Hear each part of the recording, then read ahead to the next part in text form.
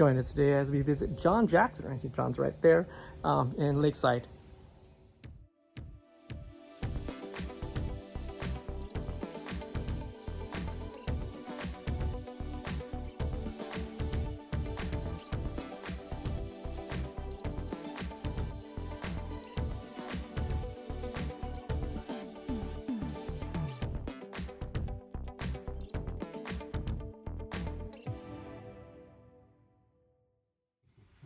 Hey, John, thank you for letting me come down here.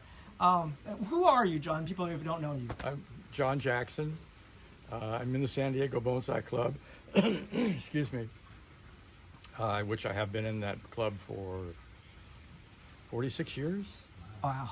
So got started with, I saw an article in Sunset Magazine, and my brother Brian and I went down to the meeting and we joined, and I've been a member ever since.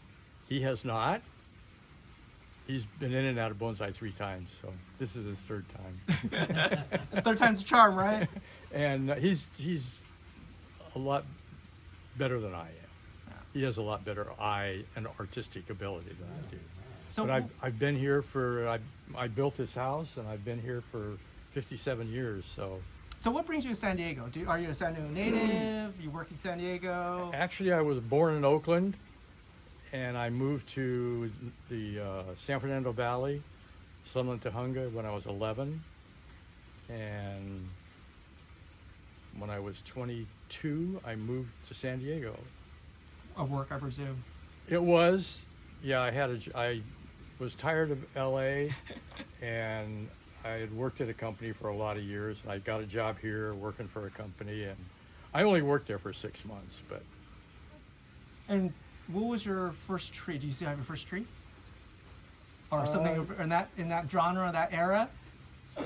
I have a lot of trees that I started back then. Okay. You know, I grew a lot of trees. You know, most of the stuff, a lot of the trees that you see here were in 1-gallon containers when I got them. Okay. And they're not 1 gallon anymore. No, they're not 1 gallon. Most of the trees that are bigger trees were in the ground for, most of them for 20 years. And that's how I grew the trees. I just grew them in the ground for 20 years, and I got them bigger, and because I was into big stuff. And some stuff I collected, you know, I have stuff that's collected. I have stuff that sprouted up. Tree over there, volunteer. Nice. And it's been in a pot the whole time. It's a hackberry. Oh. Mm-hmm.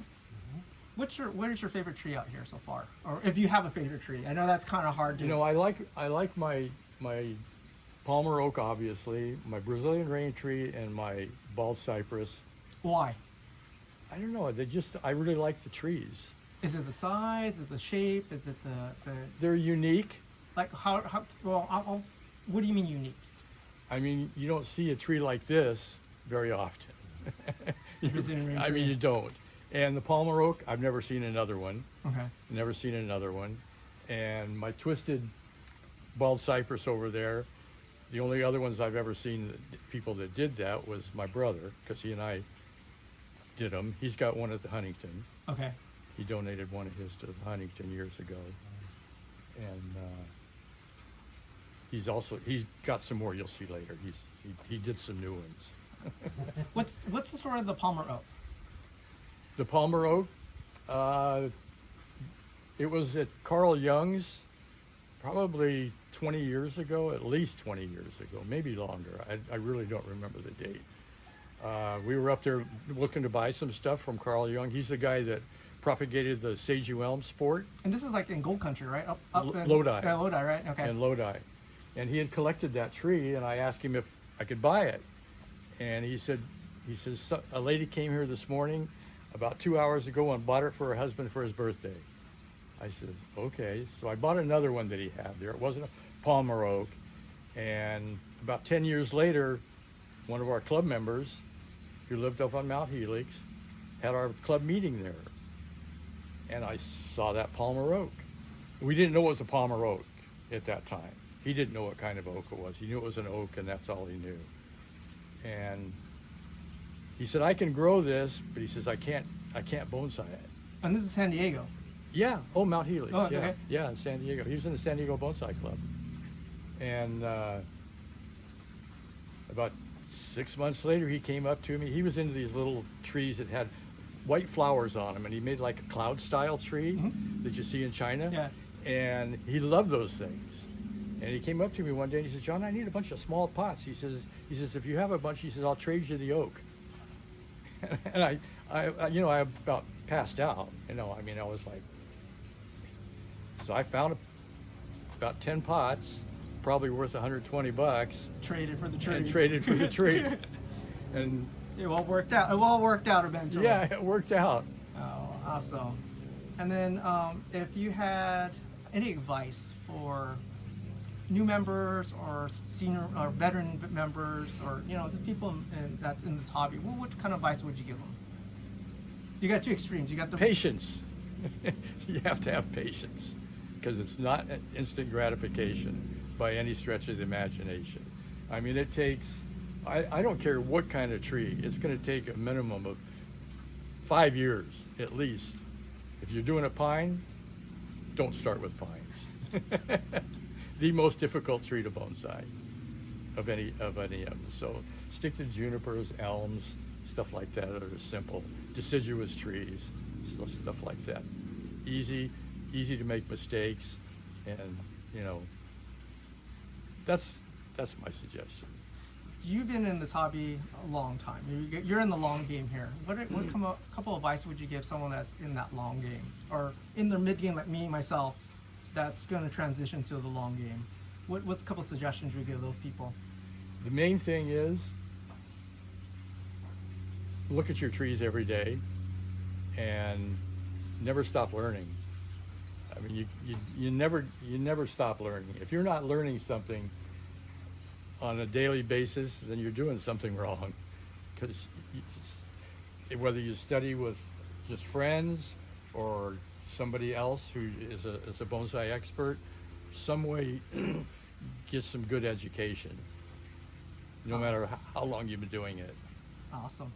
All right, John, how do you handle watering your trees? Southern Cal's not the most friendliest place for water, and how do you do it? Well, most of the trees get regular salty water from The city water? Okay. Colorado River. But I have a couple of rows here, and all my shohin get rainwater. Why is that? What's the benefit? Some people may not know the benefit of rainwater. Because San Diego water has a lot of salt in the water. And most smaller trees, and a lot of your maples, tridents, stuff like that, my rain tree doesn't really care that much, but just don't like the salty water. Okay. So I have 1,100 gallons of rainwater, and it all comes into this tank, all automatic. I don't have to do anything except shut off a valve here and there, and collect it off my roof. Two spots over here and over there. This is my gauge that gauges how much water's in this system on this side. And like I say, everything comes into this tank, and I've got a pump. That pumps it out. Yeah. And do you have a hose? You hose it, or do you hand water everything? No, it's a hose right Oh, so here. you hand water everything. Yeah, hose right here. This is my rainwater hose. And that's only for just your very specific trees. Yeah, these two rows right here, that's the only ones that get rainwater. And you're talking about everything's hand water, I presume, then? Yes. Nothing on it. So who waters your tree when you're gone? I have to get somebody to do it. Either my brother, my son, my daughter. Oh, you train them well. I see you Yeah, train them well too. Oh yeah. And then we got to talk about your benches. Okay, I walked up and went, oh, these are kind of cool. They're like benches. And then go stand by. What kind of benches are those? These are stadium seating from SeaWorld. I say that one more again, so people might miss that. Stadium seating from SeaWorld. So these are like the bench seating that you sit to see Shamu, Yeah. dolphin shows. Yes, that's where they came from. So instead of like I have concrete pedestals, I got concrete pedestals with wood tops. This is bench seating from SeaWorld. Yes. Yep. So they don't rot. No, they don't rot. They last forever. Yep. How did you get them? There's a place, San Diego Scaffolding, down in National City, I think it is. And he actually supplied all this stuff to SeaWorld years ago. And then when they did the renovation, they asked him to take it out, and so he got it back for nothing. No, and the pots don't sit on most of the pots don't sit on the benches themselves. They're all on turntables of either stone or tile or something with turntables on them, so they all turn. What's the weather like out here? And like Hot, dry? southern exposure. So, you know, we got a lot of triple-digit weather out here. Last year wasn't bad. I don't know what this year's going to bring yet, so, but that's why I have the shade cloth up. I've always had shade cloth up. I see these poles here.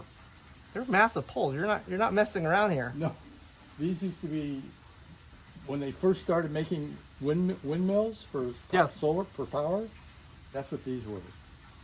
You're not messing around either. Yeah, they're pretty heavy duty. Triple galvanized. They've been in the ground for 42 years. Now, that's an idea. I might need a little bit in my area. If you guys liked the video, thank John for his interview here, and then I'll see you guys next time. Bye. Bye.